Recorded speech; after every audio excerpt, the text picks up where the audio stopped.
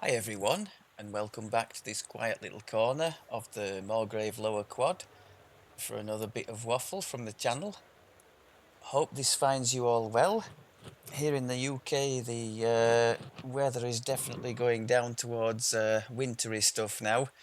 We've had widespread flooding in the last week or so, along with a definite drop in temperatures. We're now down close to freezing, so all good fun. Our fields for walking my dog are pretty much a muddy bog now, so that's not ideal. And I absolutely loathe wearing wellies to go through all these puddles, but there's no choice now, so I'll have to just lump it. Right, on the agenda today, there's plenty to talk about. Um, Not least the upcoming balance changes scheduled for update 76, which at the time of recording hasn't yet dropped, but I've got that open on a separate screen, and we can perhaps have a little look into that. As you can see here, I am here with my caster character Purple, who's just returned to the cap in his proper caster druid form. I'd done a couple of alchemist lives and a couple of sorcerer lives because, as you may or may not know, those two do both benefit the druid in terms of the DCs on the spells they use. Sorcerer lives give evocation DC bonus, stacking up to 3 times for 3 lives, and alchemist does the same for transmutation. If you didn't know, one of the most spammable caster druid, well, cold druid spells is the ice flower, and that is a transmutation DC, so it's nice to have that as your second one, with evocation obviously being the most important one for the caster druid. Unless we're talking about a blight caster, which I think from memory is kind of all over the place. I think they've got bits of necro, conjuration, evocation, all sorts, haven't they? But we're not talking about that here. I could spend a moment to talk a little bit about past lives and priorities, because I think one of you mentioned that in the chat a while back, and what was good to do, like on a low level character. Honestly, you people talk about, oh, you need this, you need that. You don't need anything to go to the cap and be successful as a first life character. I think I've kind of researched that myself by doing a little dwarf tank, paladin tank, and he did just fine with no lives at all. Now, if you want to go on the hamster wheel and enjoy doing a bit of leveling and that kind of thing, then there are certain ones that would benefit a broad spectrum of characters plenty more than others, which are very niche to say the least. For example, a bard past life, I think that's something to do with incoming enchant spells, not your own enchant DC. I think that's very niche to say the least. But the paladin one, which gives you 10 stacking healing amp for each one, so 30 if you happen to have 3 paladin past lives, I would say that was the best, bar none, for any character. Even if you plan to play as a Warforged, you'll still be the subject of positive healing for sure, so the healing amp will not go to waste. So I would say three paladin, if you're looking for a priority order, would be definitely right up there. If you want to take that a bit further, you can do 3 sacred fist, which is another 15 healing amp. But in the case of my character here, as I've already mentioned, looking to boost the spell DC's difficulty checks as high as possible, he specializes in evocation, so 3 sorcerer lives was desirable because they carry 1 extra evocation DC for each one. I think we could have a little look here. He started, I guess it's a few years back now, as a salvaged bank character, did Purple. But now, as you can see, he's got quite an array of epic lives, particularly. He is a heroic completionist. He by no means got 3 of everything, but at least one of everything. So you can see we've got 3 Paladin and 3 Sacred Fist for the healing amp. And we now have 3 Sorcerer for the... you can see there it's mentioning DCs of evocation spells. And the Alchemist is the same for the DC of transmutation. If you are specializing in a specific school, you can usually find a past life to suit it.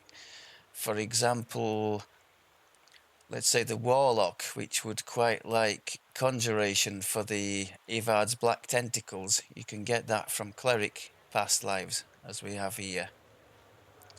And at the time, Purple went through a phase of doing the tanky Cleric, the tanky Warlock rather. So I took it upon myself to give him the 3 Cleric past lives for the Conjuration. So yes, too long didn't listen. Go for the Paladin ones first for the healing amp, and then that applies to just about any character you could want to create. Obviously more for fleshies than the Warforged, but that would be the first ones for me anyway. On a slightly different note, I would suggest that with the possible exception of the Paladin ones, almost all the time, epic past lives could have more benefit for you, specifically the first 12 of them, than heroic ones. They're easier to get, and I would say, generally speaking, they're more impactful as well, at least for the first 12. I'm saying the first 12 because this came up in the questions as well not so long ago. You're allowed to take, as we can see here, we've got 1 epic toggle from each sphere. There are 4 epic spheres. We've got, what have we got there? Divine, Primal, Arcane, and Martial. You're allowed 1 toggle from each, 1 active toggle from each. And you're allowed to stack the benefits of that toggle 3 times. So here, for instance, we've got energy criticals, extremely beneficial for a caster. You can see there 3% critical chance with all the popular standard stuff, acid, cold, electric, fire, blah, blah. And that stacks up to 3 times. You can see they're acquired 3 times. So that's giving 9% extra crit chance with all those elements, which is great on a caster, especially a multi-element one like this one, which especially the electric and the cold are helping on the cold druid. But I'm also doing a bit with acid with the shard storm, although that's as much for defense as for offense. So yes, that would be my thing. I mean, if you're doing, obviously you tailor that. If you've got a specific play style that you want the character to be doing, you tailor the past lives to that. So for instance, if we were doing a melee, we could take 3 of these enchant weapon from the arcane sphere, together with 3 ancient power from primal, especially if we're doing 2-handed to get the extra damage on there as well. That would be great. We could have, is there a double strike? Yep, 3 double strike from Martial, 9 extra double strike, that would be awesome. And what's the one I've missed? Divine. Divine, I think we could have, that would be a good one. 15 extra healing amp, or 3 on all saves from Brace. Both pretty decent. And I think you'll agree they're a decent jump up in power level for these lives, unlike a lot of the heroic stuff, which is just pretty much flannel to me. There are exceptions, like the Paladin one I've mentioned, or if you favour ranged characters, the Ranger, the standard Ranger, not Dark Hunter, is a very decent one for any ranged character. You can see there +2 damage with ranged missiles, so you can have it stacking up to +6 damage with range, which is decent. well worth acquiring if ranged is your thing. And I do have that on my ranged character red. As you can see here, we only have one of these on purple because as a caster he's not doing much with that, if anything. Right, that's the past life waffle. While I'm here and talking about the caster, I just want to have a word on these epic. Well, it's not technically an epic strike, is it? But the epic things you can get in general. His epic strike is okay. It's the moon lance. I'd say it's better than okay, actually. It's a nasty single target damage, made so by investment in the top tier there. You can see it's a big boost up to the how hard it hits. But on the way up to the cap, I experimented. I tend to go with Shardstorm for the defensive element, but I also do have, because I won't go into the gear in detail, but I happen to have the acid ring there, just because it gives me the chained elementals for the two things, and I've got the cold power and crit on my scepter there. So the acid one goes in for the chained elemental bonus, which is a nice little thing there for having the two rings. But it's meaning that the Shardstorm actually hits reasonably well, or it should do. Acid power 918, crit chance 68, so it's not terrible. So it's doing some offense as well as the defense in the form of 10 hit points. But my first one there was the electric one, so it only gave me the choice for a spell-like ability of the Thunder Snow thing.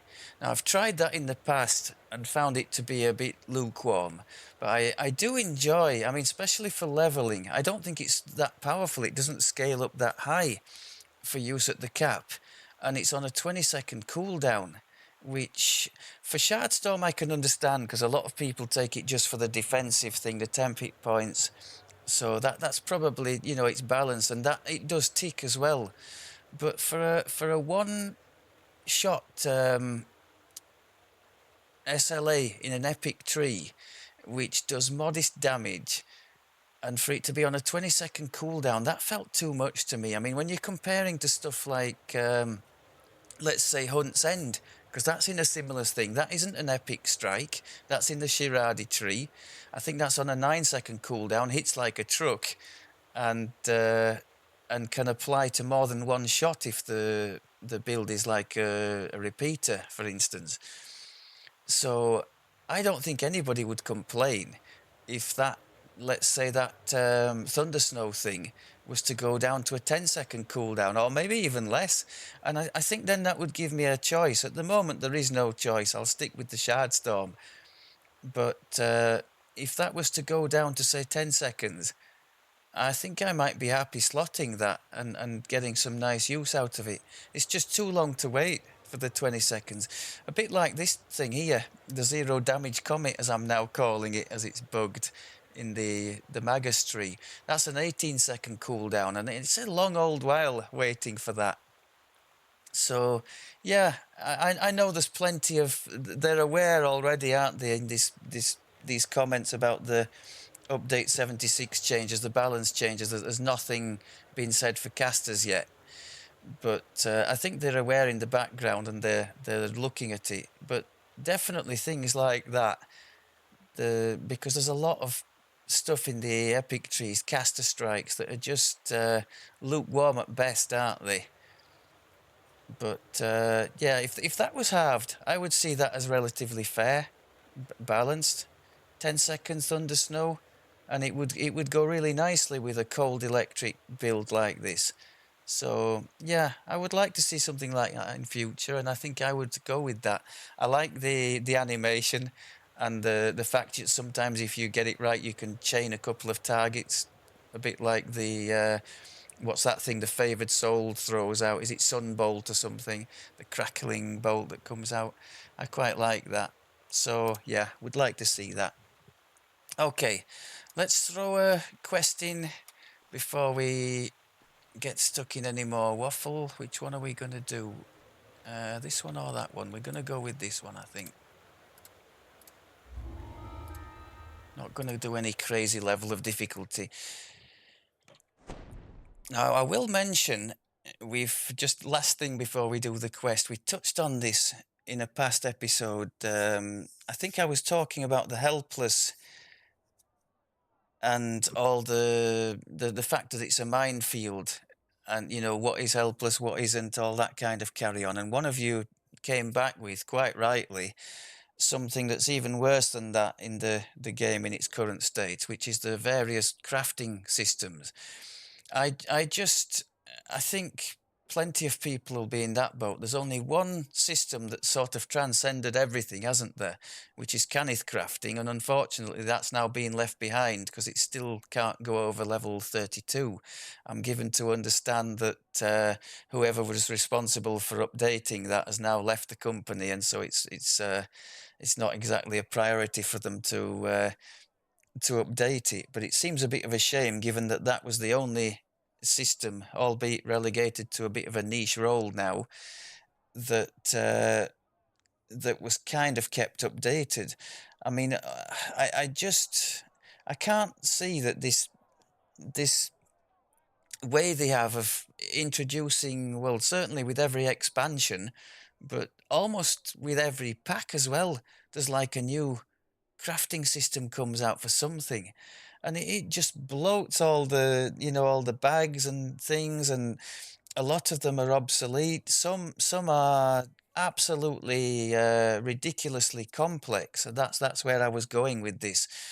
I mentioned in passing that I was building a green steel weapon. Now, there is no way on this green earth that I would have managed to do this without the help of the wiki. So many thanks, wiki people, for all the helpful information and the time taken to put that together, because there's just no way. I have no idea, apart from the what I said last time about them wanting to make you feel like you've really accomplished something, in just crafting the thing. To me, the accomplishment is doing the quest and getting the ingredients. Why should it be such a nightmare to actually do the crafting? But it was, and I've ended up with, to cut a long story short, a stick here that gives me a bit more cold spell power, which is never a bad thing on a cold druid. But the main draw, as you can see at the top there, we've got legendary salt now on our spells. So anytime we cast a spell, we have I think it's is it a decent chance or 100% chance? I know it has an internal cooldown, a very small internal cooldown, but in layman's terms, what it means is if we put an AoE down, like our Ice Storm or the other one, the Sleet Storm, please make sure you give freedom of movement to the party if you're going to make use of that, because I've already had a couple of disasters with that. But those AoEs then have the salt property as well, and things start slowing to a crawl. So it's really good for lining a big, blocking a corridor and protecting the party that way. The idea came to me from that Maw weapon my barbarian fools has been throwing around to good effect, and I thought, could we possibly have it with the caster? So the answer was yes. He's very squishy. He's meant to just sit at the back and do CC and bits of AoE damage, but broadly speaking, that's been successful. But why on earth is that system so complicated? I just don't get that. So yeah, I can't see as it's sustainable. Are they really going to create a brand new crafting system for every module and end up with like 30 or 40 of the bloody things and ingredients all over the place? It just, I would love some kind of, streamlining for that. Have maybe one or a few systems. I don't understand why, like something like these sun and moon augments, they've obviously gone with that kind of for the duration. All right, they cocked it up by throwing in some absolutely useless ones in Lamordia, but broadly speaking, it's a decent idea, I think, going forward, and it's something that's going to apply to most of the content going forward. So why the hell can't they do that with a crafting system? Like one system, one set of ingredients, and just, I mean, the only thing I can think of for not doing, they want you to run the content, multiple times to accumulate materials and things to be able to do that. But I'm sure they could do it another way rather than just a complete new system every time. It does seem ridiculous. I think it was you, Brian, who mentioned it, and I totally agree. You look through your bags and you've mountains of things from slave lords and this and that and the other and Shan and yeah, just not a fan of all that. Having said which, I'm not disappointed with how the Lamordia one is. It's nice, flexible, it's user friendly. Would like to see, some of the others more like that. Basically, if you've got the ingredients in your bag, you can go ahead, make the things. It's clear on what you're making, how to make it. There's no issue like the green steel thing there.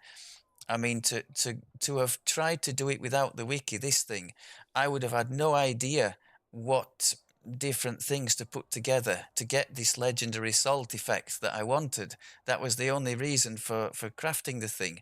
The other, the cold spell power was neither here nor there to me.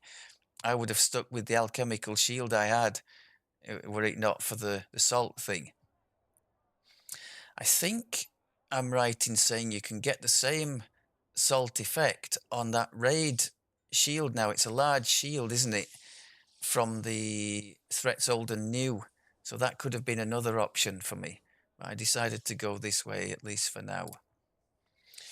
Right, waffle over. I'm going to mention one last thing. I touched on it in the previous waffle. About the mapping key combinations to the mouse. I've really had some success with that. Just like three or four, a sequence of three or four that are used consistently in order. For instance, to get well, let's just throw the buffs on and then I'll show you. I could probably have done it for this line of buffs to save me all the time clicking through all this rubbish.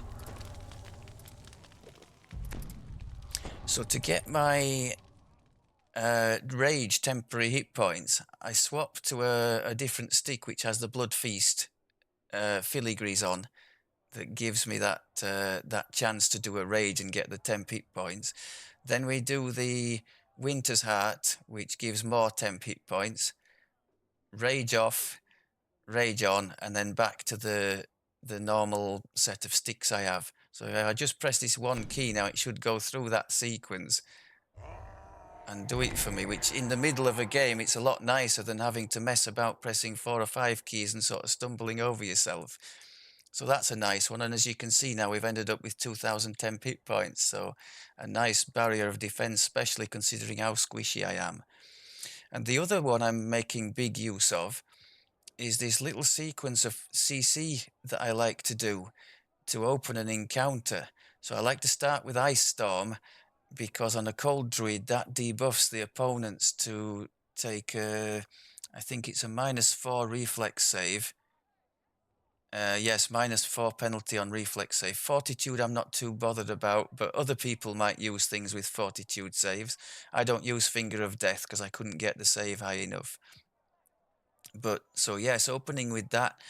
So that carries a slow anyway, but also our legendary salt slow now, so it's a really good one to open with. Then we go with the Earthquake to put them on the floor if we can, which is a reflex save, as you can see there. So they have less chance to save against that because of the Ice Storm being hit them. Then we blind with the Sunburst. So anybody who's around who has sneak attack potential will get that. And then if it's off cooldown, the Cold Light of the Moon goes down to, I think that's a slow zone and helps people who are in the zone as well. So yeah, though just those four and quickly cast. And that's always my sort of opening into a group of opponents. And it kind of makes the area a lot less daunting. So those are my two big uses of the sort of key sequences. So I'll do it in this doorway here, see if we can. The headquarters of the Hidden Hand. Now the cold light of the moon went on me because you need to target somebody to have that go, but the others went where I was pointing. This shop is filled with odd artifacts and hidden hands. I like to try and lead the targets a bit with the CC thing because then it gives them room to walk forward into it and not be jumping all over me.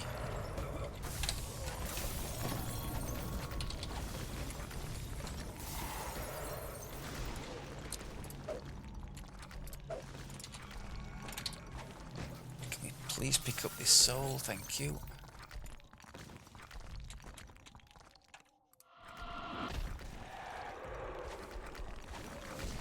Okay, that's not bad.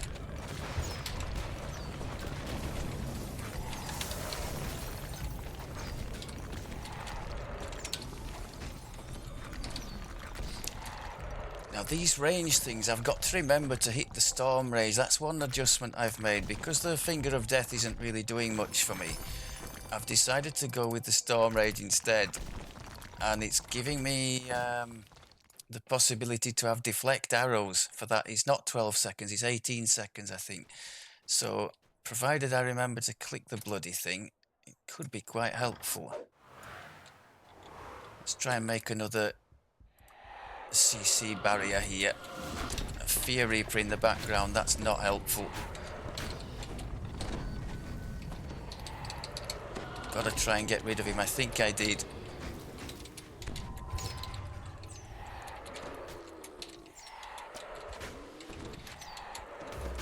Let's try some lightning. I think you can see they've been slowed to a crawl by the salt.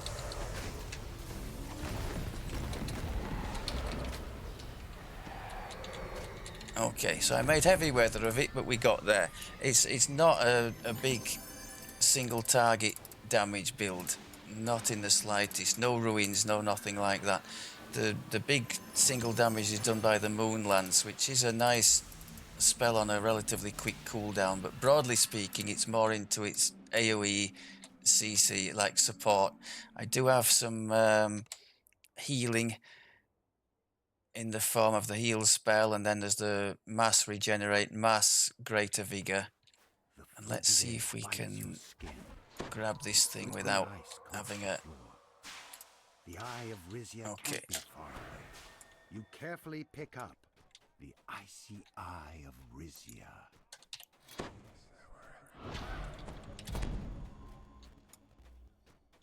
Let's remember that shrine's there, because it is a bit thirsty, even though it's not using ruins. I do have the evergreen mantle from Primal for spell point conservation, but even so it's thirsty. We'll put the 10 hit point barrier back on. Now these rages do regenerate. It's coming from the shifter tree. We've got regenerating rage and also no fatigue while raged, so that's nice. And of course, when we rage as a what's it called? Not the beast hide, the other hide shifter, the wild hunt shifter. It says it there, doesn't it? When we rage as a wild hunt, we get 4 wisdom, so it's nice for our DCs. Plus another 2 wisdom in there, plus 1 wisdom just for being a wild hunt shifter. So it's a damn good choice for a caster druid, at least in my opinion.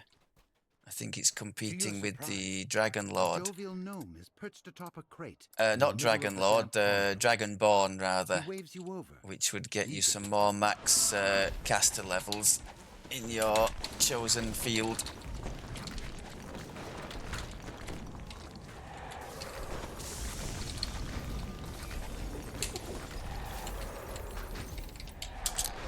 Nasty things.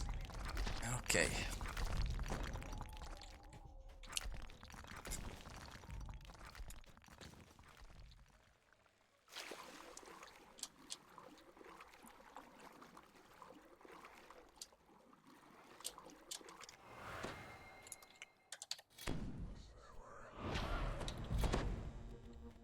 Oh, hello.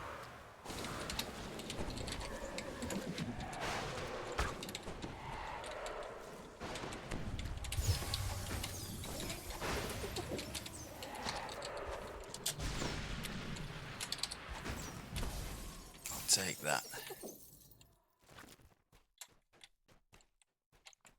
My guildmate would have crucified me for spying that collectible and not collecting it. Although, again, Canith crafting is so niche now that I can't remember the last time I did much of anything with them. Oh my goodness, let's let's rethink that, shall we? Now, are they going to come wandering out here? It would help me, I think, if they would. Those Reapers. I don't think they are. I think we could do with a spell absorb on here. Can we get rid of the famine? Ah, hello. Where did you disappear to? Is he actually in the water, the despair? Or has he warped back to where he's... Where is he? Ah. Okay, lovely stuff. So our greater colour spray is high enough that it can hold a despair on occasion. Not reliably, but at least sometimes, which is nice.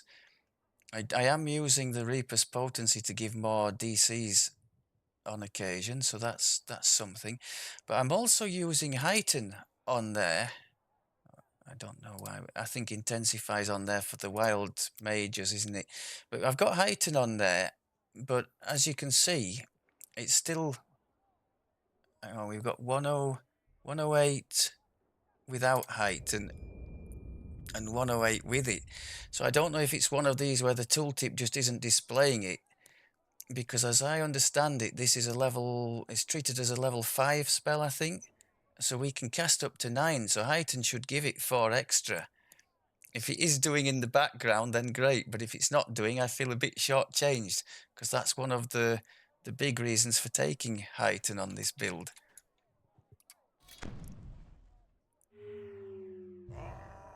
But yeah, the Despair Reaper does have very decent saves. So to have managed to hold him, I'm quite pleased with that. Now, are those things... I don't know if those are active or not, but if we could just... Could we just tempt him to come to us? Would he come to us? And then we just blow him up in here. And then we don't have all the nonsense to deal with. That's perfect, matey, thank you. Although I could have done without the 1,000 damage you gave us.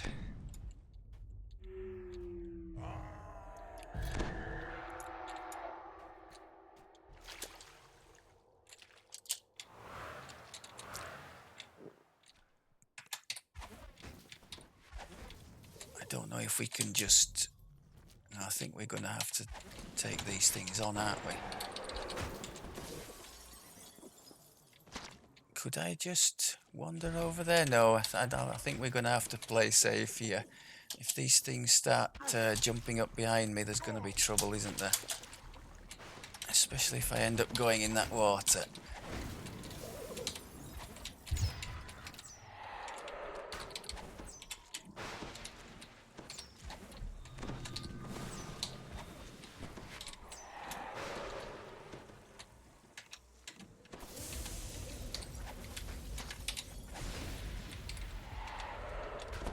I think we just saw an example there. I triggered the comet and it did nothing to that target there. I really wish they would fix that. It should do half damage when they save, but it's doing nothing at the moment. Oh, don't go in the water, my God!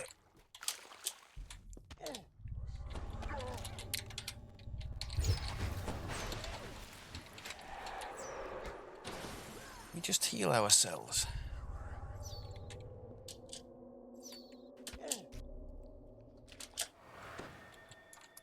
Okay. I made as big of a balls of that as I think it's possible to do. Let's see if we can do a bit better here.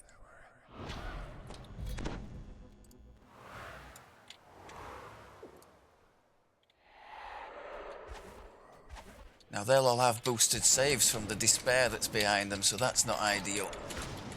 And there's a fear at the back there. So there we weren't able to stop the despair with the... I think fear needs line of sight to be able to hurt us with his shenanigans.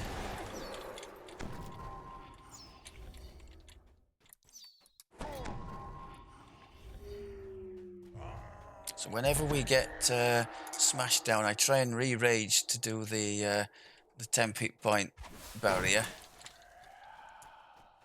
That's an optional, I'm not going to do that.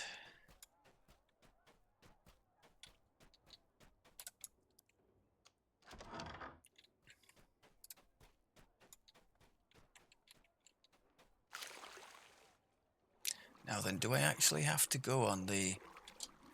in the middle, or can I hit them from here? I think I might be able to hit them from here, you know.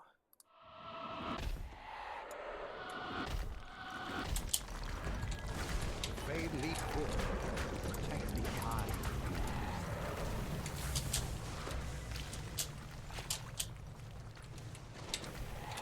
Oh, hello, you. That was another no damage, I think, from the 0 damage comet on that hero's soul.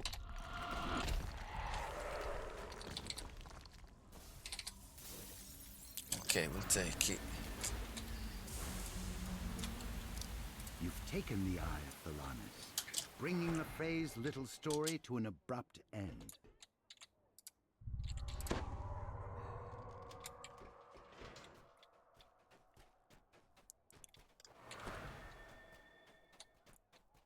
So 2 down, 1 to go.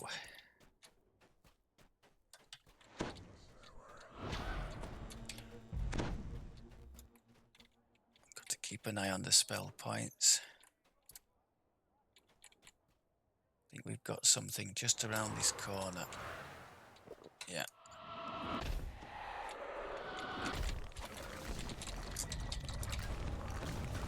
Got some archers there, so I triggered the Storm Rage to try to lessen the impact.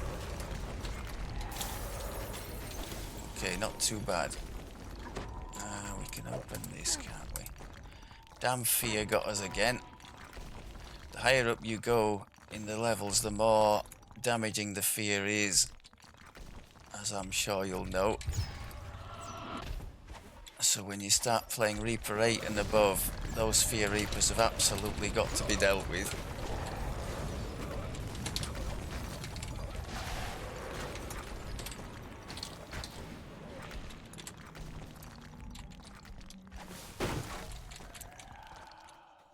I think we're good there. Right, let's just go and get the last one, and then maybe we can shrine before we go down.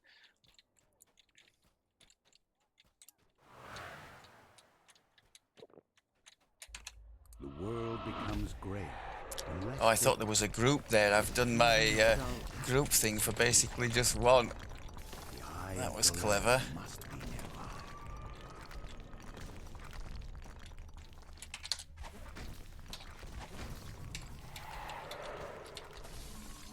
Well, they're coughing up some nice souls for us, though.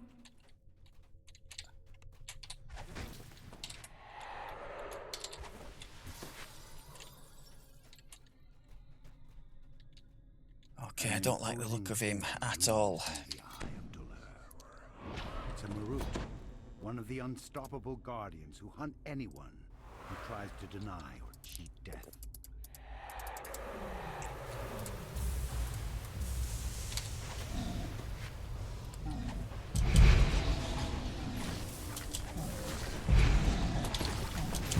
Can we get rid of these little beggars before they get rid of us?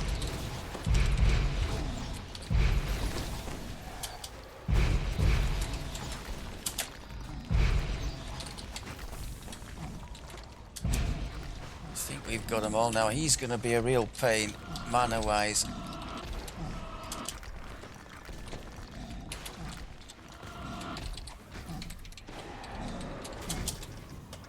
Oh my god, okay. I wonder if we can possibly cheat and just stand here. Can he hit us from here? Maybe not.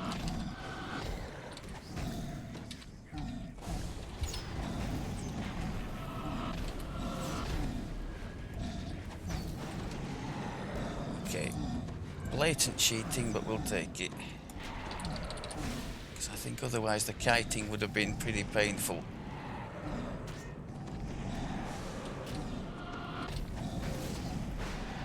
Okay, happy days. So does the magical field surrounding the Eye of Dolor. Let's go back and get our shrine. And then see if we can proceed on towards the end.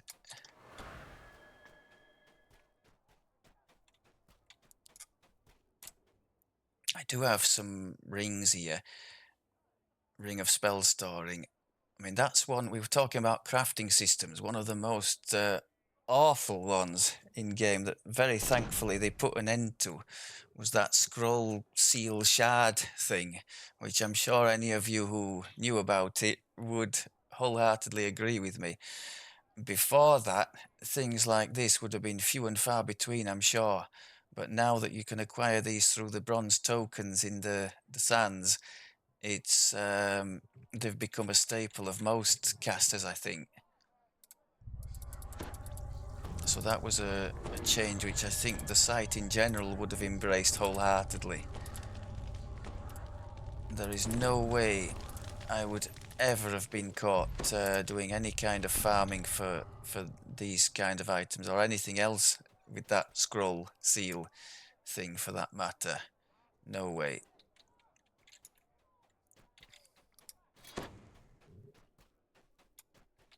Now, I know things can respawn around here. Oh! It's difficult, just walked into it.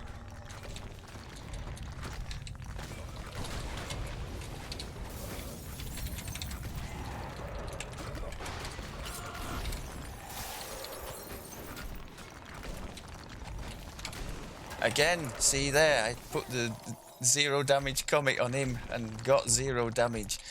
Developers, please fix it. A towering shield guardian stands sentinel at the entrance to the hidden. What save is that? It's on a. It's got a decent save anyway, but it's a reflex save. So that thing must have the eyes of Dolor, an undead. And Pilanis. Hang on a minute. Did we not collect? Oh, didn't collect the eye from the last one, did we? Muppet.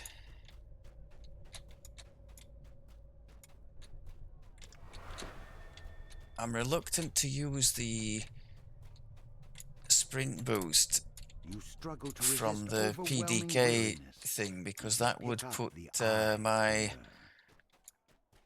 Deep Gnome past life for the which helps the colour spray 3 illusion DCs, that would put that on a cooldown, so that's why I'm not using the sprint as much as I might otherwise.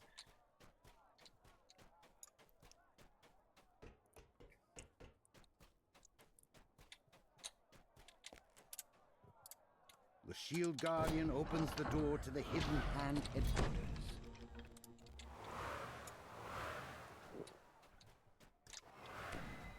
You spot an unusual beholder, speaking with cultists down below.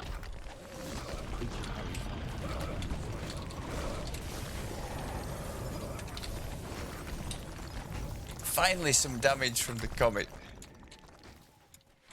I think we're going to have some more things here, whichever way we go.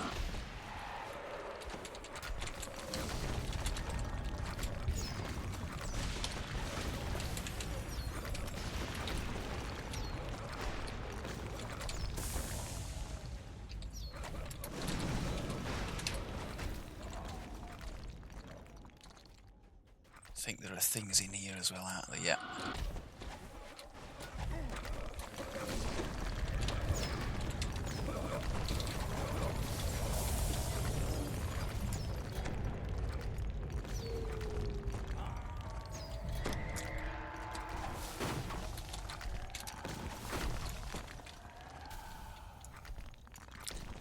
was a super tip somebody gave me a while back. The spell Fairy Fire is an excellent AoE breakable smasher.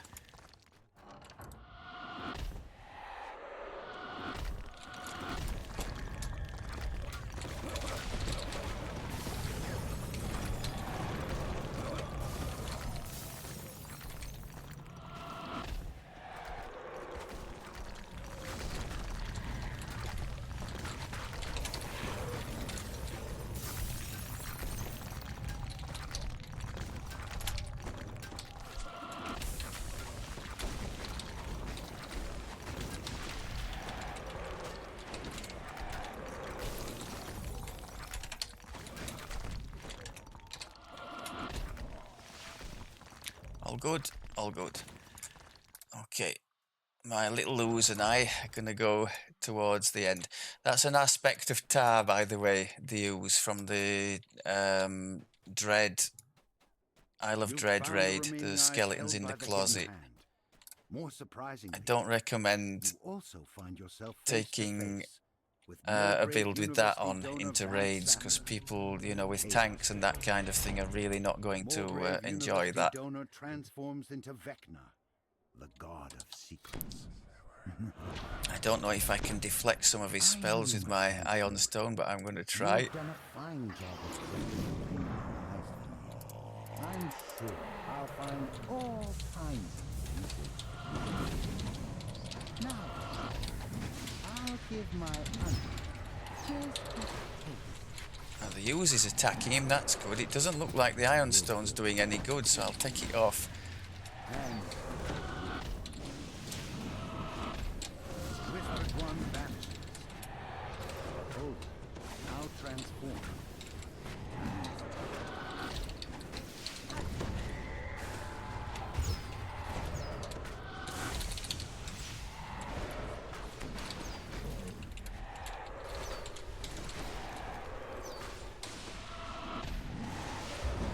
Happy days. Okay, I think we'd probably rather do something like that than I don't know, a big skeleton thing that was going to chase us all over the place doing melee. That wouldn't have gone well. I need to learn to find the cheaty spots, don't I? Like that big Marrot thing. That was so much easier, just jumping up on top of the pile of boxes where it couldn't get to us, and then yeah, frittering away at it. Not exactly heroic that, but at least more survivable. Okay, so we'll call that a do for the quest. I'm quite happy with where that is. I mean, the brief for that, not. I mean, Reaper 6 and below it can solo reasonably well, as you can see. Above that, it just doesn't have enough damage, and the spell points get frittered away quite a lot. But it can still contribute nicely. I was doing some Reaper 8 the other day with a couple from my guild, and in a balanced group, like with a tank and a damage dealer, it performs really well. He was doing the CC and, dare I say it, the healing.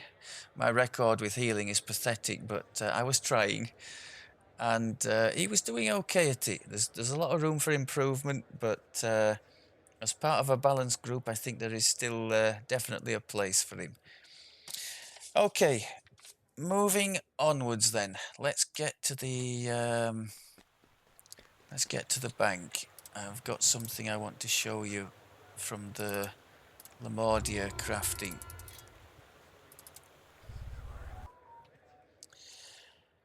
So I've touched on it before, the flexibility of the Lamordia stuff. Now, one of the nice things, whether you're making stuff for leveling or for the end game, is that there's more flexibility and more user-friendly from the Lamordia crafting thing than stuff like legendary green steel for the caster type stuff.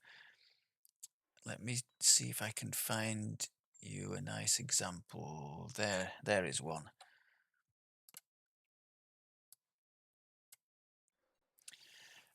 Really cheap in terms of ingredients.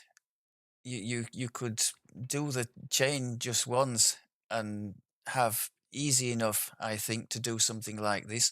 So as we can see there, we've got 2 slots on most every item that you can craft something to, and also the sun or moon slot down there, which can give a significant bonus.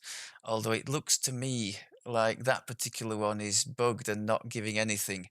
That MRR one, I've tested it and it doesn't seem to. But the the cold bonus that we can get, like 15 bonus on heroic stuff, bonus to cold crit damage, or whatever your element happens to be, from level 8. I think that's pretty significant, quite nice, dead easy to craft. So I just thought I'd show that as an example of something nice you could do with the Lamordia stuff. Have I done some? Yeah, done another one there with the force damage. Because druid, if you didn't know, force is definitely a cold druid anyway. Force is definitely one to boost up, because half of your ice flowers, half of the tsunami, which are the 2 big hitting AoEs that you have, are force, and also affected by force are the often used. I'm almost certain it's the case. The word of balance, I think that is helped by force. It says there Bane, but I think force boosts that. I think I'm right in saying that. Is there anything else that we use force for? Well, obviously, if we were doing ruins, force would be half of that, so it would be even more important still. But even as is, just for those two, the tsunami and the ice flower, I would definitely invest in force, spell power, and crit if you're doing a cold druid. Can I find another? Yeah, tiny brain in a jar, as befits my mentality in this game. So you can see there we've got fire this time.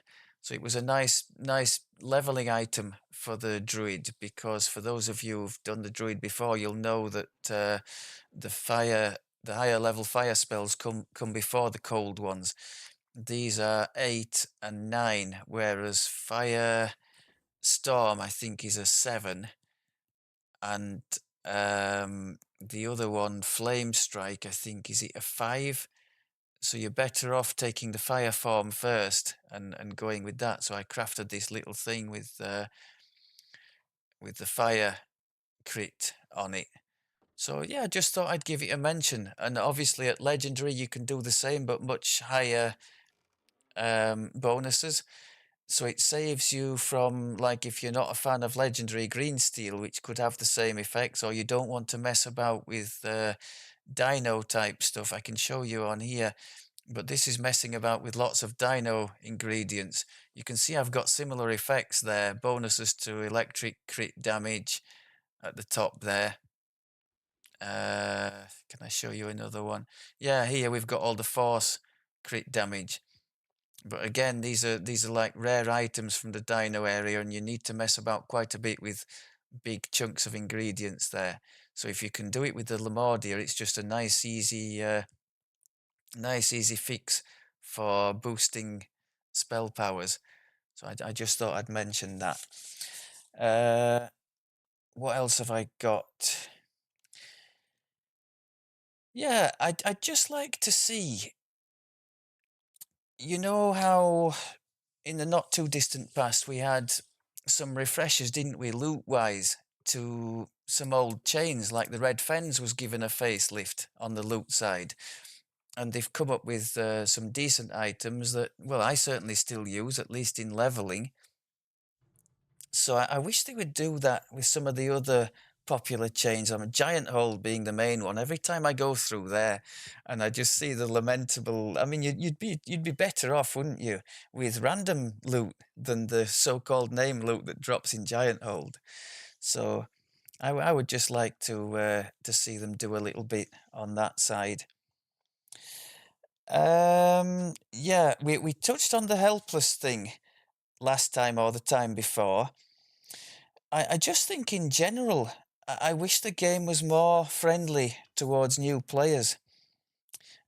Specifically, I wish they would streamline these spell things. Like here, look, We've got corrosion is acid spell power, and then you've got acid law.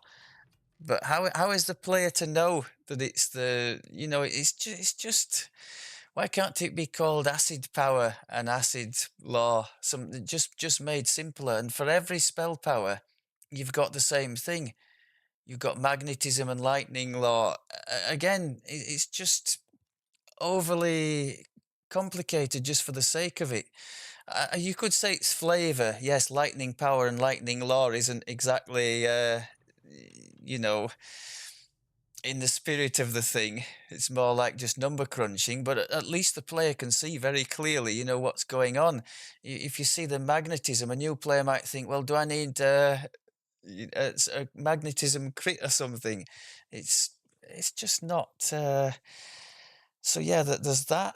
The whole minefield with the helpless thing, and then the thing with the quest packs themselves. As much as it's nice, this thank you 2025 that's basically opened up the whole game, I wish they would have at least a percentage of that, maybe the older half of it, just accessible to all for always, so new players can come in and not be confronted almost immediately like I was by this barrier of no more quests to do at that level. I was having to repeat a hell of a lot. I came in obviously before any kind of code was released.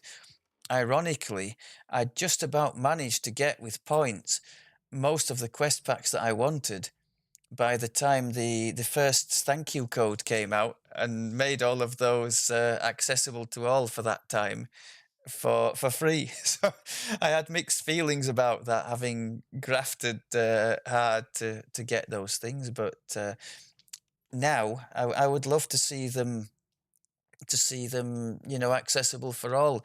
I mean, stuff like the Fial and the Denith, all that kind of stuff. I mean, Denith in particular in Heroic now, we were talking about this the other day. I don't see too many people who've got the expansions doing that at all, because you'd go Fae and Dino and then straight to Lamordia, which is only one level higher, and you wouldn't need to set foot in. Indeed, I don't in Heroic go in Denith at all now. So stuff like that, there's no reason to my mind why it can't be made available to all permanently. In the fullness of time, I'd love to see that. So I've gone on too long already, I think, but I do have this update 76 pass open. So let's have a quick look at some of the things. One thing I noticed immediately, I've always spoken about crossbows having nothing to damage. It was always dex to hit and nothing to damage by default, so that the rush to go into the Harper tree usually for intelligence to hit and damage was quite compelling. But now they're giving them dex both to hit and damage by default, so that's interesting. Although intelligence probably goes better with an inquisitive because of its synergy with extra skill points and trap skills in general, but it's still worth noting that. I think there are some more nerfs to Inquis, aren't there? Just a bit less ranged power here and there, that kind of thing. I did notice, yeah, the cooldowns on some of the tactic things, and some of the tactic things in general are getting a boost, aren't they? Sunder's getting a +10 to its attack roll. I think the only one that doesn't is Trip, by the looks of it. Improve Sunder +20 on attack roll and big boost to damage. Whirlwind attack's an interesting one. I don't quite know why they're giving it a +1 threat range and multiplier, because to me the whirlwind itself, the AoE especially on a single weapon fighter like I've got with my barbarian, the whirlwind itself is boost enough. But I will happily take the extra range and multiplier if that's what they're going to give, considering the slight nerf coming to Quick Cutter, which I think, given how good that's been, I don't think anybody would disagree that it's due a nerf. But for those of you with quick cutter in the builds, it's only going. I think it's an extra 2 seconds on the duration, isn't it? So it's hardly going to destroy the build, and I still think it's going to be a really good choice for melees at the cap. What else have we got here? Oh yeah, a little boost again to standard bow builds. So longbow and short bow are getting an extra 50% boost from their ability score modifier just for having the improved precise shot feat.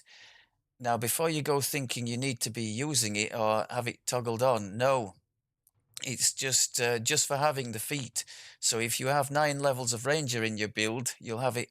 So is it 9? No, sorry, it's 11 levels of ranger would auto grant it, wouldn't it? So any heavy ranger builds will have that anyway, or otherwise you can pick that up.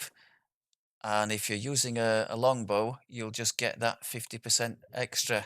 So a nice chunk of extra damage, which I think is nobody would disagree is needed for the longbows to catch up a little bit or close the gap to the faster firing multi-shot builds. I think with the nerfs here to inquisitive, people are going to switch more to the like shuriken thrower and that type of thing, which I gather is very strong at the cap. Inquisitive I've never particularly liked anyway, and just going in or just seeing groups and half of them are these. I think the latest thing was a favored soul inquisitive, wasn't it, for whatever reason? But yeah, they're getting a. It's not a massive cut, but it's a cut to the ranged power, isn't it? I think enough to sort of push people to look elsewhere. I think another notable one is the capstone, the Vistani capstone. The speed attack speed bonus is applying only when using dagger or kukri, which is fine for our barbarian build, which uses a kukri. But for those, I have to say I'd agree with this. To see like two-handed fighting builds going in here just for the the melee power and attack speed basically, because all the dagger stuff doesn't it doesn't give them anything. It just seems silly. So to see that being curbed a little wouldn't disappoint me too much. I think another of the big things worth noting here is this battle guard thing that's coming. I think you can trigger it in the Unyielding Sentinel using their epic strike. Is it called Celestial Mandate or something? I think. Yes, it is. And this battle guard gives you stacks up to 5 times, giving 10 MRR and PRR per stack. That's a pretty big boost to tanks and melee types. Now we do, as with that barbarian, I do actually have 1 level of fighter, and the thing that can trigger the battle guard, this reed in the wind, it's called. I think that's a low-hanging fruit, so I might be able to go and have a look at maybe picking that up. I must say the big chunks of PRR would be handy.